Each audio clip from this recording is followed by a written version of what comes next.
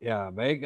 Seperti yang disampaikan tadi, hari ini kita akan mulai membahas pemeriksaan yang berkisar mengenai kas bank. Ya, jadi kas bank termasuk kas kecil, kas yang ada di perusahaan ataupun kas yang ada di rekening koran bank. Ya. Sebelum dimulai, apakah slide-nya cukup jelas terlihat? Jelas, Pak. Oke, ya terima kasih. Jadi Jelas, Pak. pemeriksaan kas dan bank. Ya. Jadi, apa langkah-langkah yang harus kita lakukan? Ya. Ini gambar helikopter. Kita akan berangkat ya dalam menuju audit.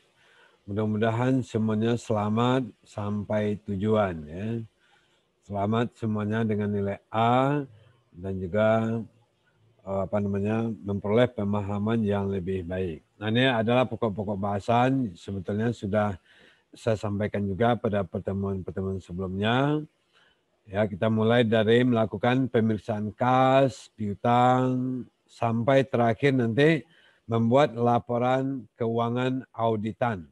Di laporan keuangan auditan adalah laporan keuangan yang dibuat oleh versi auditor. Sekaligus juga akan menyampaikan opini audit. Ya. Apakah klien, ya perusahaan yang kita audit itu opininya apakah wajar tanpa syarat dengan pengecualian ataupun tidak wajar. Ya. Itu yang terakhir nanti. Baik, kita masuk pemeriksaan kas. Ya. Jadi apa tujuan pemeriksaan kas dan bank? Jadi sebelum kita melakukan pemeriksaan, kita tentu harus tahu apa sih tujuannya kita memeriksa kas dan bank. Karena kas dan bank bagi perusahaan adalah salah satu komponen yang sangat penting dan strategis. Dan kecurangan-kecurangan banyak dilakukan di bagian kas bank ini. Ya. Kemudian yang pertama tujuan kita adalah memeriksa apakah terdapat internal control yang baik terhadap penerimaan dan pengeluaran. Jadi dalam audit 1 sudah sering diulas bagaimana memeriksa atau mengevaluasi internal control, sistem internal controlnya. Ya, apakah internal controlnya baik atau tidak? Ya.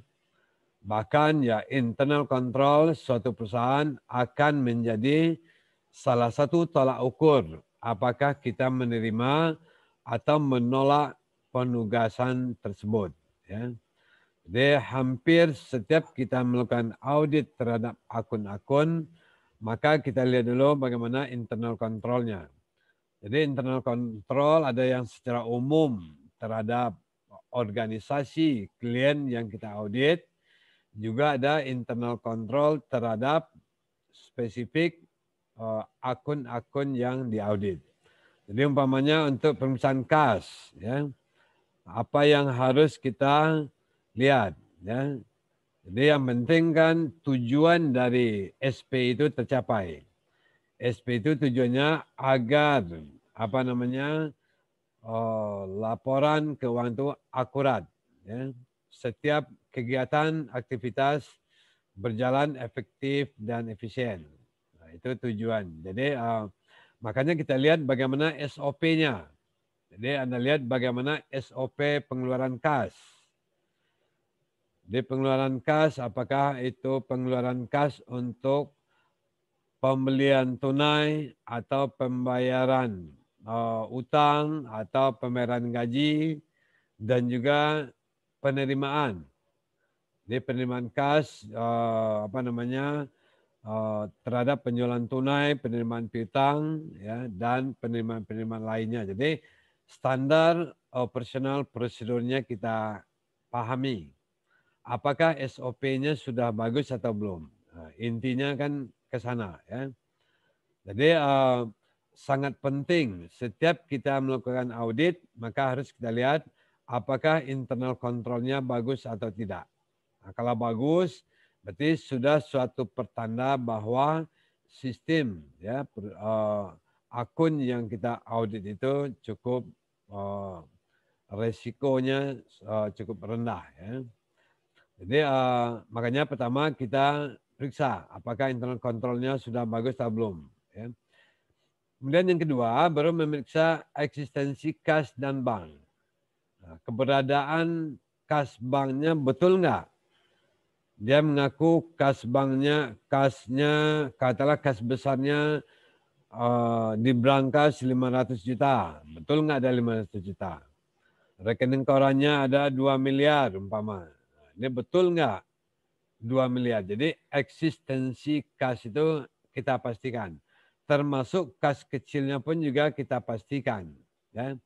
Jadi dengan demikian kita akan melakukan fisik, perhitungan fisik terhadap kas.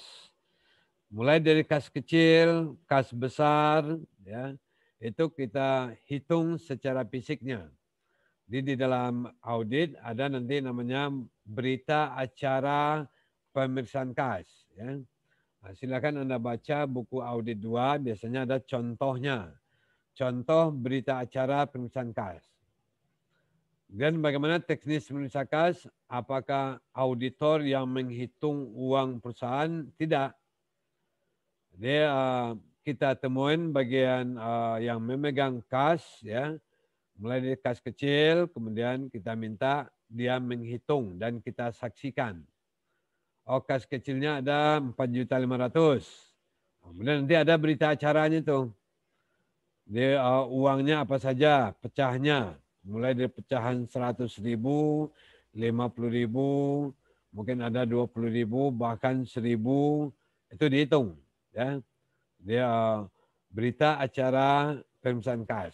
Kemudian setelah dihitung oleh pemegang kas kecil, nanti mereka tanda tangan bahwa uang kas kecil 4.500.000. Kita sebagai auditor juga tanda tangan bahwa pada hari ini dihitung bersama antara pemegang kas kecil dengan staf auditor dari KPX, gitu ya.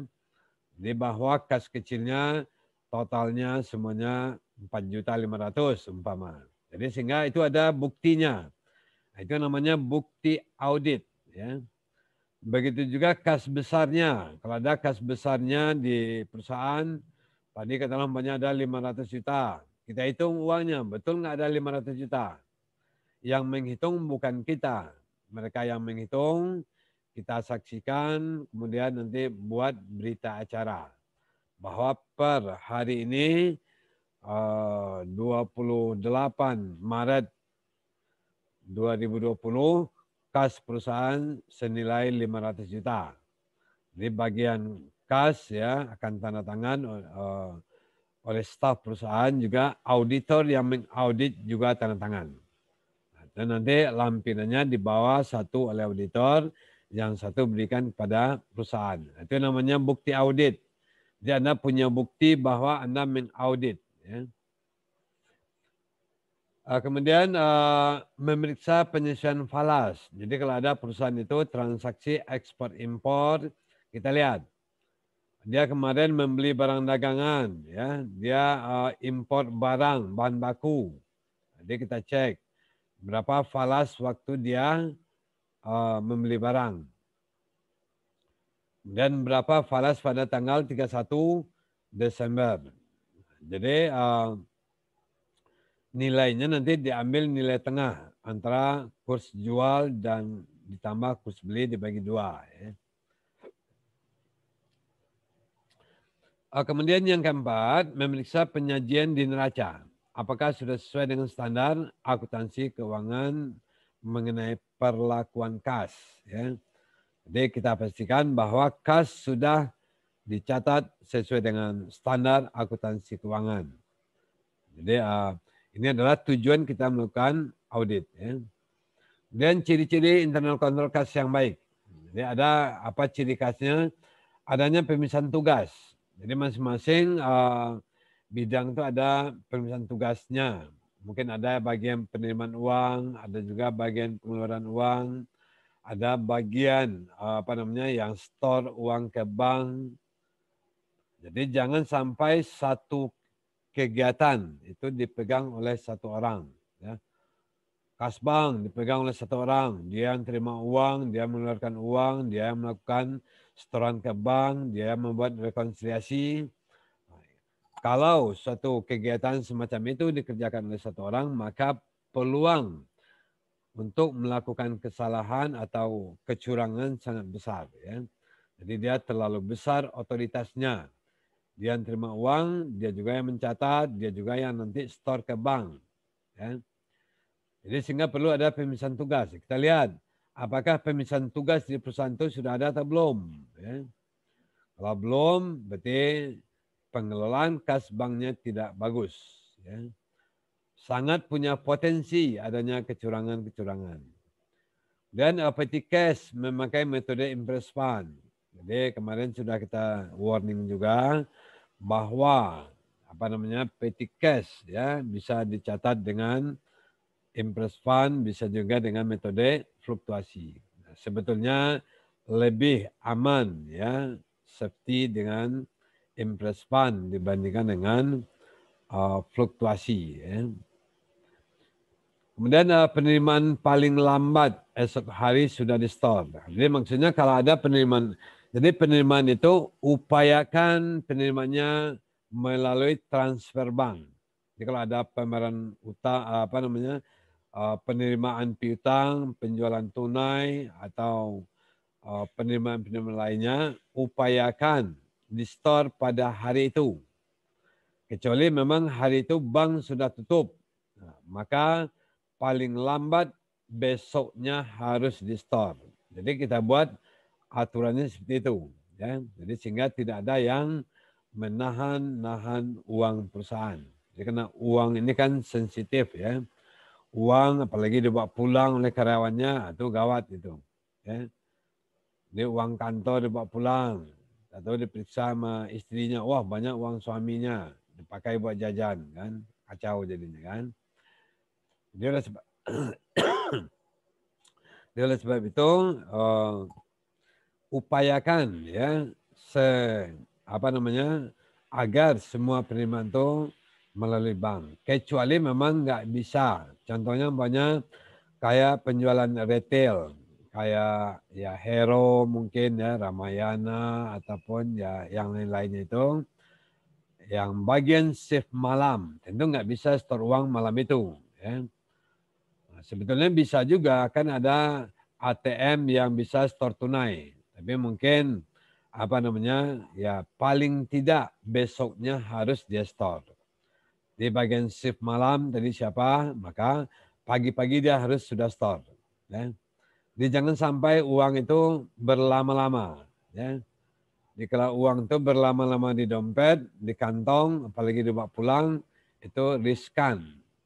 Berarti kita memberikan peluang. Ya. Nah, dalam ilmu kejahatan, orang yang tadinya tidak punya niat berbuat jahat, berbuat kecurangan, tapi karena ada peluang, maka itu akan bisa terjadi. Jadi kita harus berupaya bagaimana peluang itu seminimal mungkin. Ya.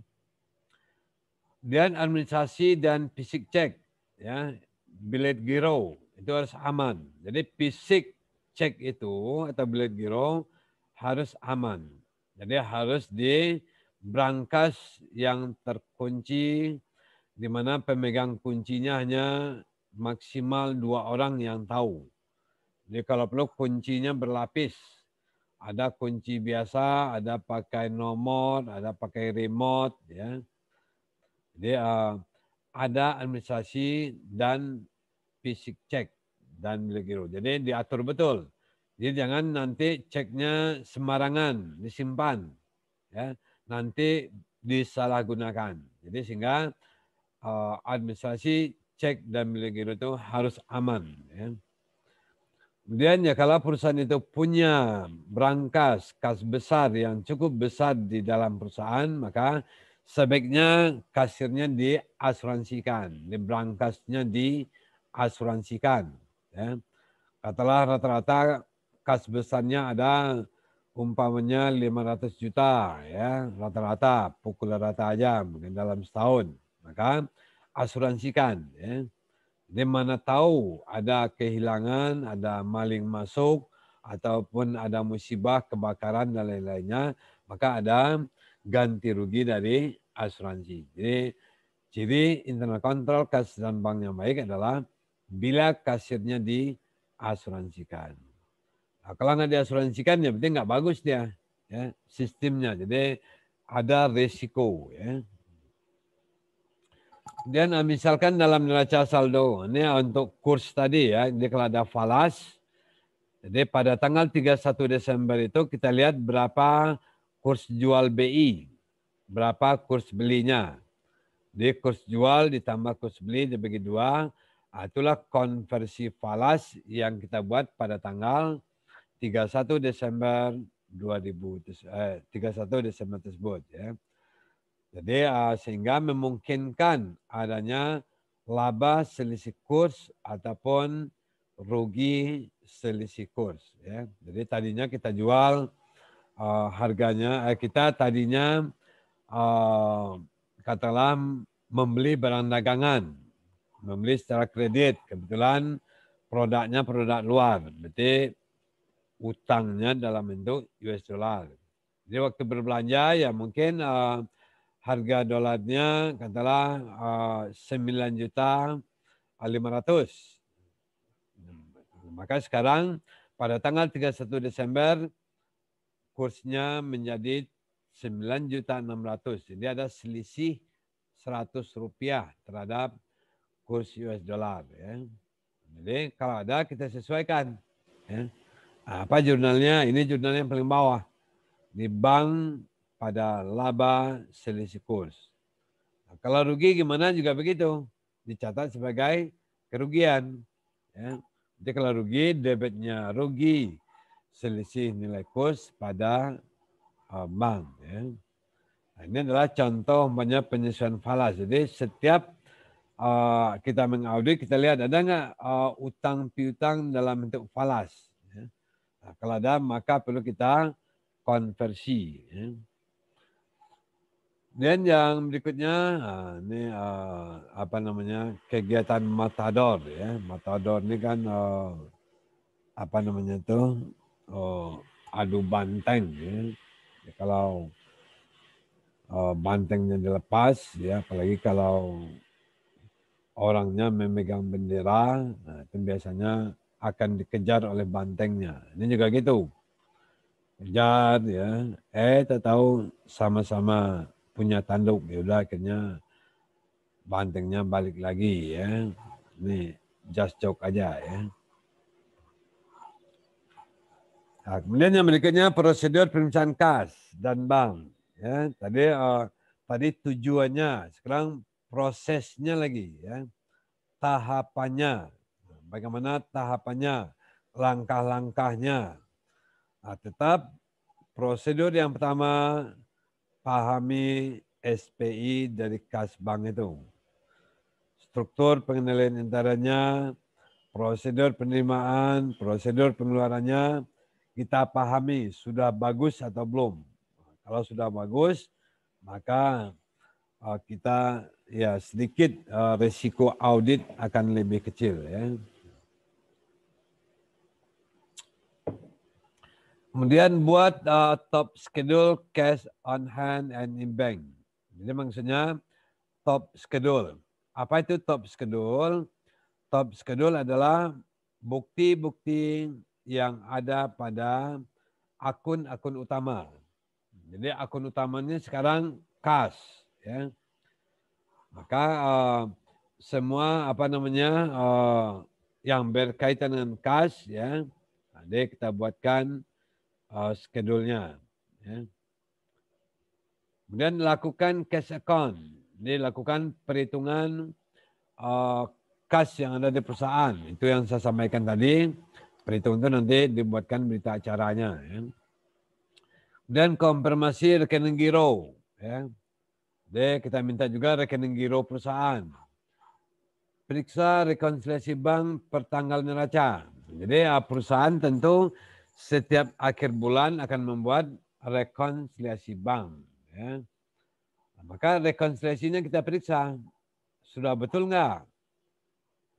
Ada nggak kesalahan-kesalahan teknis, kesalahan hitung?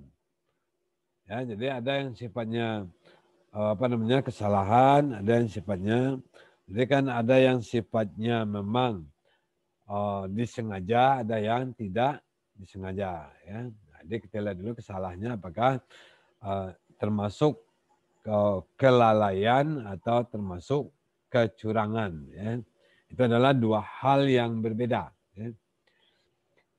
Jadi makanya kita perlu cek, periksa rekonsiliasinya pada pertanggal neraca itu. Ya.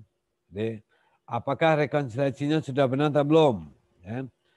Nah, itu makanya kita harus tahu bagaimana cara merekonsiliasi. Karena kita akan mengaudit apakah rekonsiliasi yang dibuat oleh perusahaan sudah betul atau belum. Ya. Kemudian periksa review, rekonsiliasi, notulen rapat, dan perjanjian kredit. Jadi kita perlu membaca dan mereview rekonsiliasi banknya. Apakah rekonsiliasi banknya sudah bagus atau belum? Notulen rapat. Apa itu notulen rapat? Notulen rapat itu adalah hasil keputusan dari pertemuan dewan direksi. Di hari ini ada meeting nih, ya direksi. Jadi dirutnya, dirut keuangan, dirut operasional, dirut marketing. Ya. Apa hasil rapatnya? Kita bisa minta notulennya. Karena nanti akan berkaitan dengan objek yang kita audit. Contohnya umpamanya ada transaksi penjualan. Ternyata penjualan itu kepada anak perusahaannya. Nah, kalau penjualan kepada anak perusahaan itu termasuk namanya transaksi istimewa. Ya. Karena biasanya harganya pun juga istimewa. Ya, biasanya bisa lebih rendah dari harga yang dijual ke konsumen lainnya. Jadi sehingga kita periksa, oh ada untuk anak perusahaan kita berikan diskon 10%. Jadi sehingga nanti kalau kita melihat faktur penjualan, oh kita lihat, oh iya untuk anak perusahaan ada perbedaan harganya, ya harganya khusus, harga dari grup, ya punya Sinarmas punya macam-macam, punya bank, punya asuransi, punya ekspor impor, punya properti. Jadi sehingga hasil dari notulen rapat itu adalah menjadi pegangan atau menjadi regulasi bagi perusahaan dan juga bagi auditor. Jadi makanya semuanya tahu. Jadi baik akuntan internal yang ada di perusahaan ataupun auditor yang kami audit. Oh ini ada regulasi yang sama. Ya. Jadi sehingga perlu review, rekonsiliasi. Dan periksa internal bank transfer 1 minggu sesudah dan sebelum tanggal neraca. Poin 7. Ya. Nah, kenapa perlu kita periksa transaksi? Ya, bisa juga 1 minggu atau 2 minggu. Ya. Jadi biasanya kalau perusahaan itu akan melakukan kecurangan-kecurangan, rekayasa-rekayasa biasanya pada akhir tahun itu. Ya. Dan juga nanti recovery-nya di awal tahun baru. Nah, makanya kita perlu memeriksa transaksi yang berkaitan bisa 1 minggu atau 2 minggu sebelum dan sesudah tanggal neraca. Jadi SS ini sebelum dan sesudah ya. Dan periksa transaksi kas ya. 1 atau 2 minggu sebelum dan sesudah tanggal neraca. Periksa konversi falas, tadi sudah dijelaskan. Ya. Dan baru kita buatkan kesimpulannya. Bahwa berdasarkan hasil audit yang kami temukan, kas dan bank sudah sesuai dicatat menurut standar akuntansi yang berlaku umum. Ya. Atau mungkin sebaliknya, kas dan bank belum ya diperlakukan menurut standar akuntansi keuangannya. Jadi setiap akun-akun yang diaudit maka diberikan opini oleh akuntan publik yang bersangkutan. Ya. Idealnya seperti itu. Ya. Dan periksa kesimpulan dan top schedule kas dan bank. Jadi apa kesimpulan auditnya? Ya. Dan top schedule cash dan bank. Jadi top schedule ini kan semacam yang utamanya. Jadi kas bank. Nah, kas bank ini apa? Pendukung-pendukungnya. Ada kas kecil, ada kas bond, ya, dan ada perjalanan dinas, kan? Jadi ini adalah namanya membuat kesimpulan secara spesifik ya terhadap akun kas.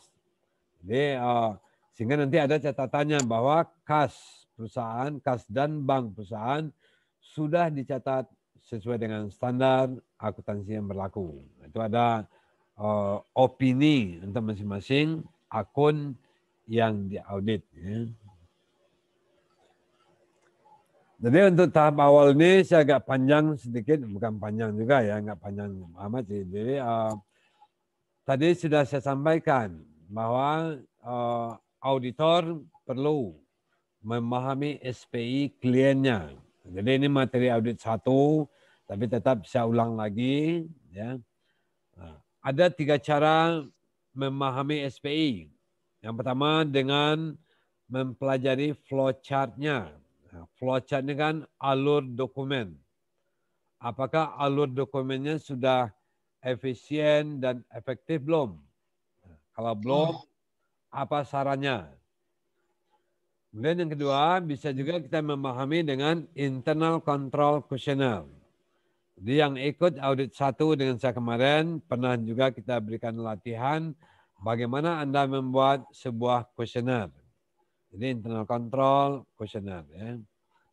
Dan memahami SPI dengan cara naratif. Jadi secara narasi, ya, mungkin ada di peraturannya, peraturan internal, atau mungkin ada juga aturan-aturan yang berasal dari luar, ya. Jadi kita lihat deskripsi dari SPI-nya, ya. Setelah kita baca, baru kita pahami. Jadi hasil SPI, hasil SPI ini 3 aja. Hasil dari SPI bisa baik, sedang, atau lemah. Ya. Jadi berapa ukuran baik, berapa ukuran sedang, berapa ukuran lemah. Ini nggak ada matematiknya, nggak ada. Ya. Tapi penilaian baik, sedang, dan lemah itu adalah penilaian yang diberikan oleh auditor, ya, sesuai dengan keyakinannya. Nih, apa patokannya? Keyakinannya. Oh, dia yakin kalau begini termasuk sedang lah. Pokoknya dibilang baik juga enggak, tapi dibilang jelek banget juga enggak. Jadi sehingga OSP-nya sedang. Ya. Atau mungkin sebaliknya, SP-nya lemah. Ya. Jadi jika hasil SPI-nya baik, artinya SPI-nya kan baik. Artinya perusahaan itu punya regulasi, punya aturan-aturan, punya SOP. Ya. Jadi sehingga yang kita lihat apakah aturan-aturan itu dipatuhi atau tidak. Ya, aturan-aturan dijalankan atau tidak. Nah, kebanyakan perusahaan itu membuat SPI hanya sebagai syarat administrasi saja. Ya. Jadi kalau perusahaannya mau ikut ISO, ya, dia agar dapat sertifikat ISO. Nah, jadi sehingga perlu SPI. Ya. Jadi sehingga kalau hasilnya baik, maka bisa dilanjutkan dengan uji kepatuhan. Dipatuhi nggak aturan itu? Nah, contohnya begini, katakanlah perusahaan membuat aturan, ya. Jadi tidak boleh menerima transaksi penjualan tunai, ya, karena perusahaannya bukan perusahaan grosir, ya, retailer seperti apa namanya Giant, seperti apa namanya banyaklah retail ya di Ramayana dan seterusnya, ya, Carrefour, Indomaret.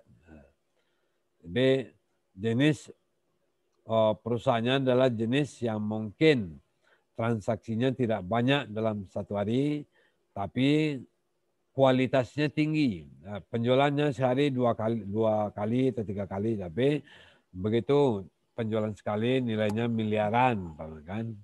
Jadi kita lihat aturannya dijalankan nggak, SOP yang ada di perusahaan. Ya. Dia aturannya dijalankan nggak?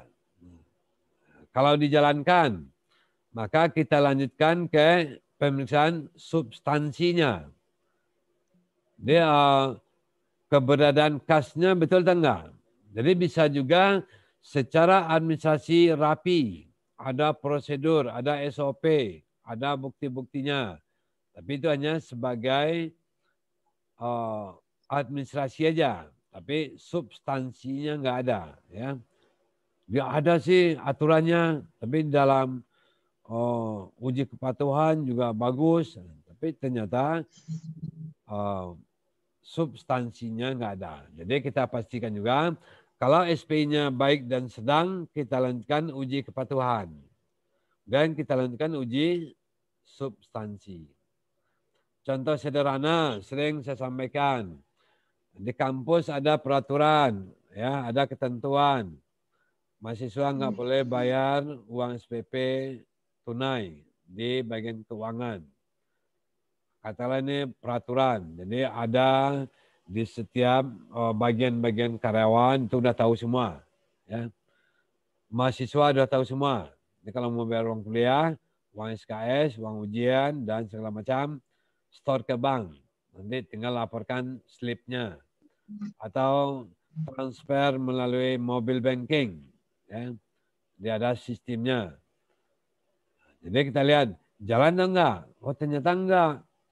Ternyata ya masih banyak mahasiswa yang bayar tunai, yang menjelang ujian terutama, ya.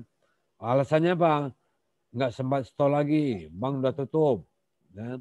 Nah, karena rekeningnya, apa namanya, sistem pembayarannya hanya boleh dengan store ke bank. Ya susah jadinya. Sekarang kan teknologi canggih. Bayar bisa pakai mobile banking, bisa pakai transfer di ATM, dia nggak harus banknya buka.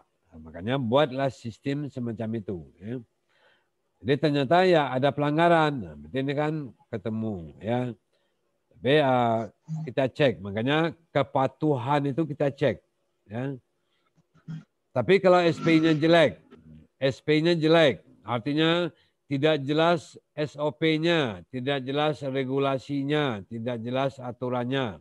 Nggak usah lagi lakukan uji kepatuhan. Ada nggak aturan pembayaran uang kuliah? Nggak ada. Pokoknya bayar aja. Ya. Kalau nggak ada, berarti kita langsung substansinya, keberadaannya betul atau tidak. Jadi nggak usah kita ke compliance test atau ke audit kepatuhannya. Karena kita lihat dia nggak punya aturan, apa yang kita periksa. Kan? Jadi sehingga langsung substansinya aja. Ini kan menyangkut proses. Jadi kan kalau kita bicara suatu aktivitas kan ada input, proses, output. Ya.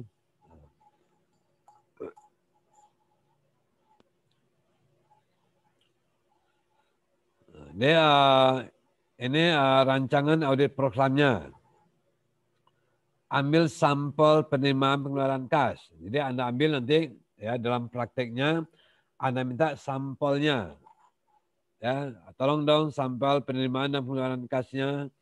Berapa sampelnya? Itu auditor yang menentukan. Ya. Di sampelnya katakanlah 10%. Jadi 10% transaksi penerimaan kas selama setahun diminta. Pengeluaran juga begitu. Jadi ambil sampel, periksa otorisasi transaksi. Nah, begitu kita lihat dokumen-dokumen, apakah otorisasinya sudah betul atau belum? Siapa yang boleh berwenang mengizinkan transaksi itu adalah pengeluaran uang. Siapa yang tanda tangan? Kita cek nanti tanda tangannya, betul nggak tanda tangannya nih? Jadi sebagai auditor juga perlu melihat kesamaan tanda tangan yang ada. Ya. Kemudian periksa kelengkapan bukti pendukung. Jadi katakanlah transaksi pembelian tunai.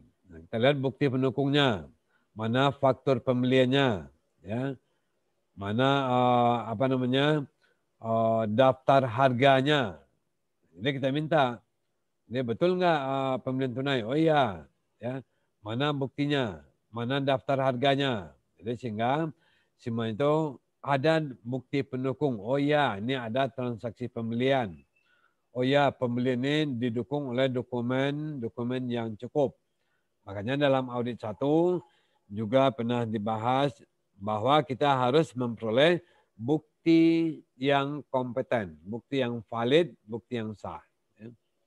Dan periksa ketepatan matematiknya. Ini ya mungkin penjumlahan, pengurangan, ya. Jadi kalau faktur penjualan barang, oh harga per unit sekian, ya. Kemudian dijualnya katakanlah 50 unit, berarti totalnya sekian. Ya. Jadi ketepatan matematiknya kita tes. Ya. Periksa posting ke buku besarnya. Nah, postingnya udah betul belum? Jadi penerimaan uang dari piutang. Jangan nanti dicatat kepada penjualan. Ya. Atau pengeluaran uang untuk membayar utang. Tadi dicatat membeli barang. Jadi kita lihat postingnya, akunnya sudah benar atau belum, kemudian nilainya sudah benar atau belum. Ya. Dan dibuatkan kesimpulan. Jadi seperti yang disampaikan tadi bahwa kalau semuanya bagus-bagus saja, berarti kan kas sudah dicatat sesuai dengan standar akuntansi yang berlaku umum. Ya, jadi sehingga sudah disimpulkan. Ya. Ini contoh aja, contoh tes transaksi penerimaan. Jadi ada penerimaan, ya, berapa tanggal penerimanya, nomor bukti transaksi, keterangan. Ini penerimaan apa nih? Jumlahnya berapa? Ya. Nomor perkiranya, nomor apa saja yang terlibat. Kemudian kita lihat checklist dokumen.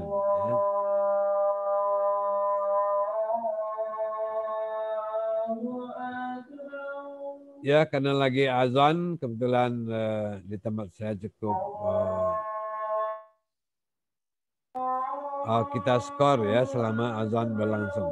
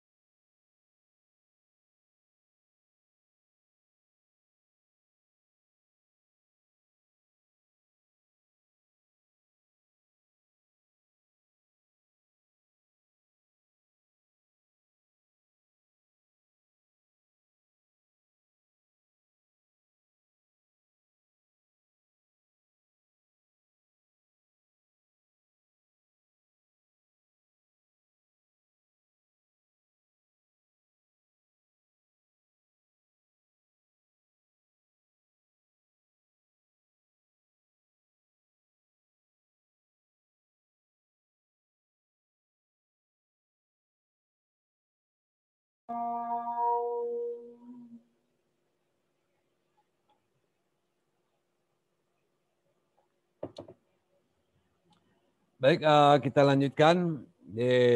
Tadi sudah sudah kita jelaskan, berikan contoh penerimaan kas.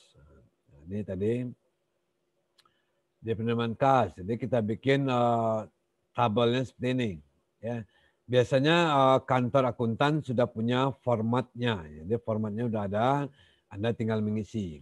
Kemudian ada checklistnya nih. Ya. Untuk A ini apa? Ya, dia ada penjelasannya. Dia ini menyangkut mungkin kecukupan bukti. Ya. Nah, jadi sehingga sudah cukup enggak buktinya. Kemudian mengenai ketepatan matematiknya, ya, otoritasnya. Jadi semuanya kita checklist.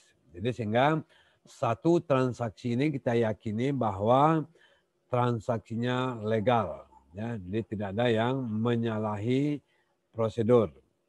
Nah, dia Anda bikin daftar semacam ini, kemudian ada lampiran-lampiran dari bukti penerimaan kasnya. Ya. Jadi ini sebagai bukti bahwa Anda sudah melakukan audit. Kemudian nanti di sini akan ada tanda tangan. Siapa yang membuat? Nah, ini review ini biasanya oleh supervisor auditor. Di kantor akuntan publik kan ada punya, di Anda sebagai staff, jadi nanti siapa supervisornya. Kemudian klien kita, klien juga tanda tangan. Jadi dokumen yang kita buat juga diketahui oleh klien, ditandatangani oleh staf yang terjun ke lapangan, dan direview oleh atasan dari staf kantor akuntan publik. Ya.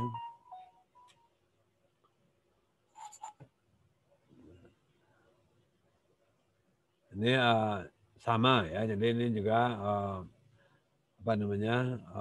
schedule kas ya, jadi sama aja. Jadi sehingga ada tandanya ya. Jadi kita sudah menghitung ya, kita sudah lihat otoritasnya.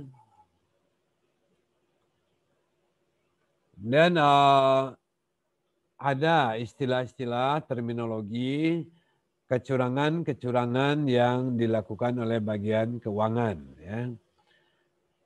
Dia ada namanya interbank transfer. Jadi biasanya adalah kalau di perusahaan itu punya lebih rekening koran. Dia punya lebih dari satu rekening koran. Ya. Jadi biasanya dilakukan dengan window dressing. Nah, apa itu window dressing? Jadi ini seolah-olah tidak ada kecurangan. Ini umpamanya begini. Hari ini ada penerimaan katakanlah 100 juta. Ya, penerimaan, apalagi kalau itu ada tunai ya. Dia penerimaan tapi tidak semuanya di store. 100 juta ada penerimaan. Kemudian dia store 70 juta, 30 juta tahan dulu. Besok ada lagi penerimaan 150 juta, dia store 100. Ya, 50 tahan dulu. Nah, besok ada lagi, katakanlah penerimaan 200 juta. Nah, dia store 150. 50 dia tahan, berarti sudah 130 uang yang dia tahan. Ya. Nanti pada akhir bulan dia store semuanya. Uang-uang yang dia tahan tadi dia store. Ya. Jadi kalau kita cek per bulan itu akan sama. Penerimaan bulan ini ya sama dengan yang ada di bank dan juga sama dengan yang ada di perusahaan. Ya. Tapi ini kan sebetulnya ada penyimpangan. Ya. Jadi ada penyalahgunaan uang perusahaan. Jadi tidak semua uang yang diterima hari ini di store hari ini. Makanya kita pastikan, oh hari ini ada penerimaan 100 juta. Kita cek ke banknya, betul nggak di store hari itu? Ya. Dan sekarang tanggal berapa tadi? Tanggal 28 kalau nggak salah ya. Kemudian ada nggak di store tanggal 28 itu? Nah, tanggal 30 ada penerimaan 200 juta. Nah, kita cek di banknya, betul nggak tanggal 30 itu di store. Jadi kita lihat per harinya. Makanya perlu kita melakukan pengecekan apakah penerimaan hari itu di store pada hari yang sama juga. Ya. Dan check kitting. Nah, apa itu check kitting? Biasanya kalau ada window dressing akan diiringi oleh check kitting. Dia check kitting banyak begini. Tadi ada uang yang sudah diambil 130 juta. Kemudian dia akan tulis cek. Ini syaratnya banknya harus tidak bisa satu bank. Jadi dengan asumsi bahwa perusahaan itu punya lebih dari 2 rekening koran. Karena di bank A yang diambil uangnya. Dan pada tanggal 31 Desember dia buat cek. Cek transfer dari bank B ke bank A. Jadi sehingga untuk jumlah bank A 130 juta tadi itu seolah-olah tidak ada yang diambil. Tapi untuk bank B tidak dicatat. Jadi cek yang dibuat yang ditransfer dari bank A ke bank dari bank B ke bank A itu untuk bank B-nya tidak dicatat. Tapi untuk bank A-nya dicatat. Jadi seolah ada uang masuk. Tapi untuk bank B-nya tidak dikurangi. Jadi kalau kita tidak teliti, seolah-olah tidak ada kecurangan. Nah, makanya kalau dia punya banyak rekening koran, Anda hati-hati, ada nggak cek kitting. Ya. Jadi cek transfer per hari itu. Ya. Makanya perlu dicek betul nggak posting ke buku besarnya. Mestinya kalau dia mentransfer dari bank B ke bank A, maka bank B berkurang, bank A bertambah. Ini bisa saja dia bank B-nya tidak dia kurangi, tapi bank A-nya dia tambah. Ini Anda perlu waspada di sana. Ya. Ini contoh rekening koran. Ya, jadi ini rekening koran. Dia Anda sebagai auditor ya melakukan pemeriksaan terhadap suatu perusahaan namanya PT Bakti. Kemudian Anda minta rekening korannya. Ini rekening koran yang dibuat oleh perusahaan. Ya. Dia saldo buku besar. Ya. 31 Desember 2019. Ini saldo menurut bank, menurut perusahaan. Dan rekonsiliasinya dia buat ditambah setoran dalam perjalanan. Ya, kemudian ditambah dengan debit memo atas cek langganan yang dikembalikan. Dicek ditolak. Kalau debit memo berarti rekening koran nasabah berkurang. Ya. Kalau kredit memo berarti rekening nasabah bertambah. Ya. Dan biaya bank. Ya. Kemudian dikurangi dengan outstanding check. Cek yang lagi beredar. Dan ada kredit memo atas penagihan wesel tagih oleh bank. Dan ada cek untuk membayar utang. Ya, dicek membayar utang, dicatatnya 772 juta 270 ya, 72.000 berapa nih? 700 ya. Tetapi sesungguhnya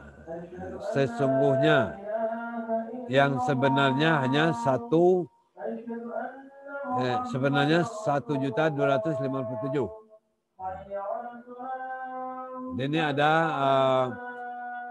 ingat ini cek untuk membayar utang. Berarti pengeluaran nih.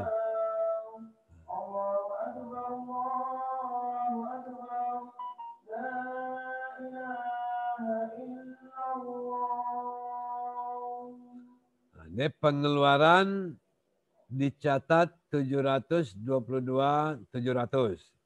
Tetapi pengeluaran sesungguhnya 1.257.000. Jadi kecurangan biasanya mencatat pengeluaran lebih besar dari yang sesungguhnya, lebih kecil dari yang sesungguhnya, ya.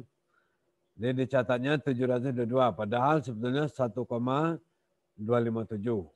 Jadi itu biasanya strategi menutupi kekurangan, ya. Jadi kemudian ini saldo cash opname. Jadi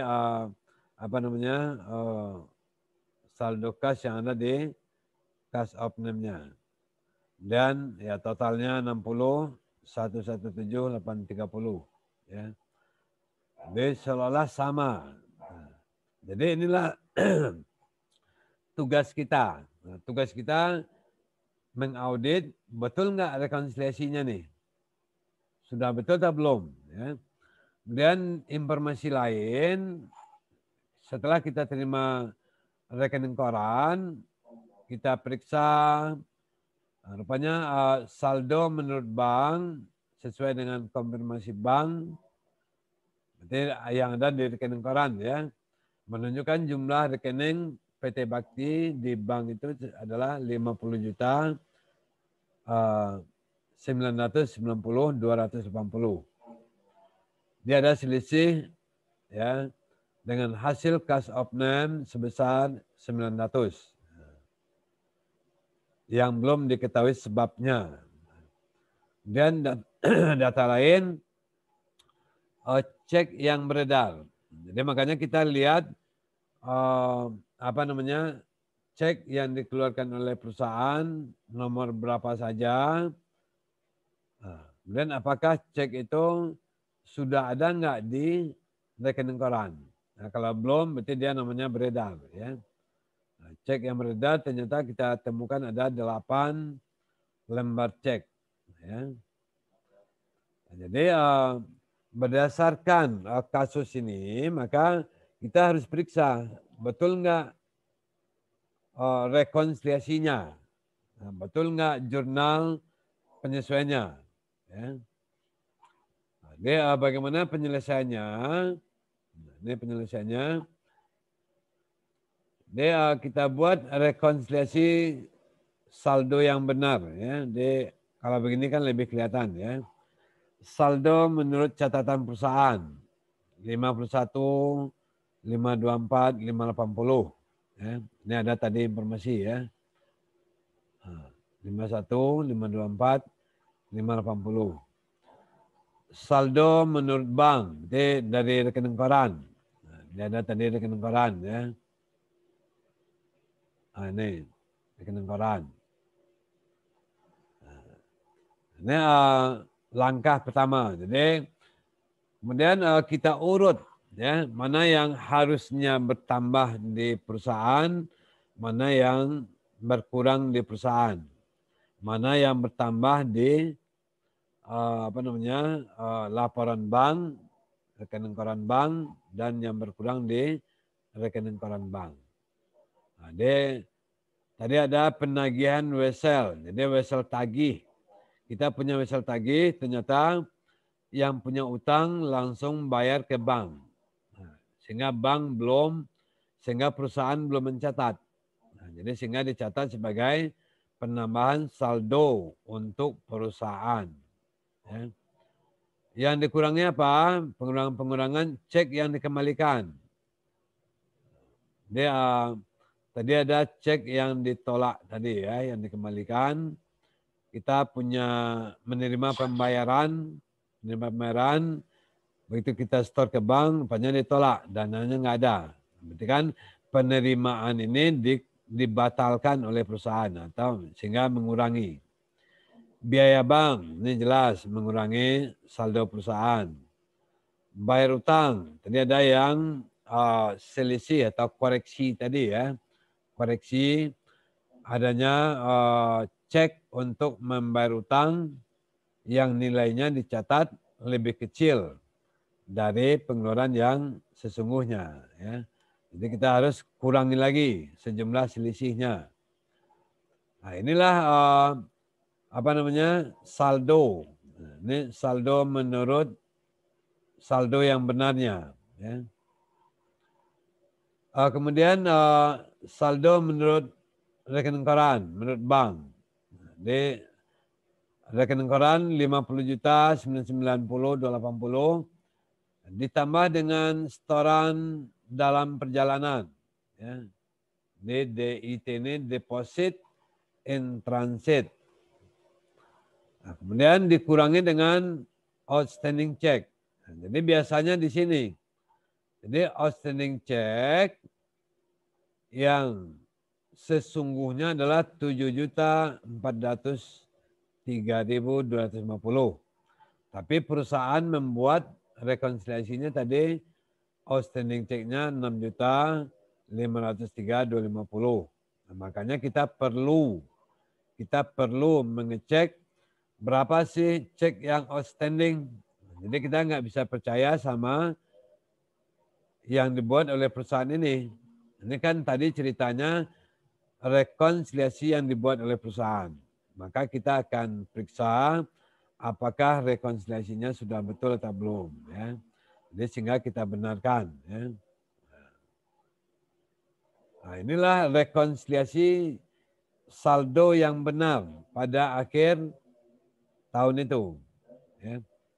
Jadi selisih cash of name sebesar 900 disebabkan karena perhitungan cek yang beredar menurut daftar cek sebesar 7.403.250 dicatat hanya 6.503.250. Nah, itu adalah selisihnya ya. Kemudian jurnal-jurnal yang kita ajukan, jurnal penyesuaian. Nah, kalau jurnal penyesuaian kan kita lihat dari sini aja, dari catatan perusahaan. Bertambah, berarti kasnya bertambah. Ya. Di kas bank pada penagihan, pada wesel tagih. Nah, kalau pengurangan, berarti kasnya dikredit. Nah, tinggal dilihat ini apa nih. Cek yang dikembalikan. Jadi, tadi kita menerima pembayaran dari nasabah. Mungkin nasabah dia membayar utangnya, berarti bagi kita kan piutang. Nanti kalau dibatalkan, berarti piutangnya akan muncul lagi. Jadi piutang dagang pada kas. Ya. Biaya bank, berarti biaya bank pada kas. Kemudian bayar utang. Ini bayar utang yang koreksi tadi. Ya. Jadi utang dagang pada kas bank.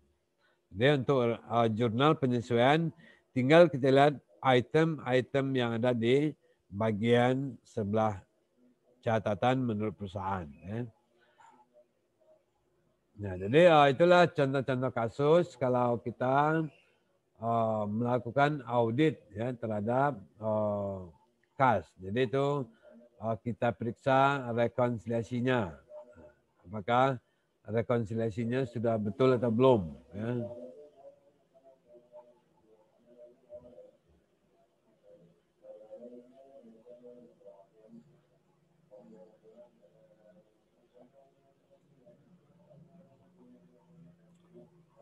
Ya, jadi itu materi yang kita bahas hari ini. Ya untuk kas kecil kemarin sudah kita bahas. Yang penting prinsip-prinsipnya Anda sudah tahu bahwa kalau impress fund berarti kan plafonnya tetap, kemudian pertanggungjawaban pengeluarannya dilaporkan ke bagian accounting pada waktu pengajuan pengisian kas kecil. Ya. Jadi kalau kita mengaudit kas kecil mungkin tidak terlalu teknis betul. Jadi yang penting dokumen-dokumen pengeluarannya itu sudah benar atau belum. Ya. Otorisasinya, keperluannya, bukti-buktinya dicek betul enggak. Ya. Jadi untuk kas kecil mungkin tidak diberikan contoh-contoh kasus. Ya. Jadi sehingga untuk perusahaan kas bank kita fokus kepada bagaimana memeriksa rekonsiliasi yang dibuat oleh perusahaan. Karena biasanya kecurangan itu biasanya melalui rekonsiliasi, ya. Jadi trik-trik untuk melakukan kecurangan-kecurangan. Ya. Demikian materi hari ini tentang pemeriksaan kas dan bank. Kalau ada pertanyaan, silakan. Ya. Mungkin ada yang kurang jelas dari apa yang saya sampaikan tadi. Silakan kalau ada yang bertanya.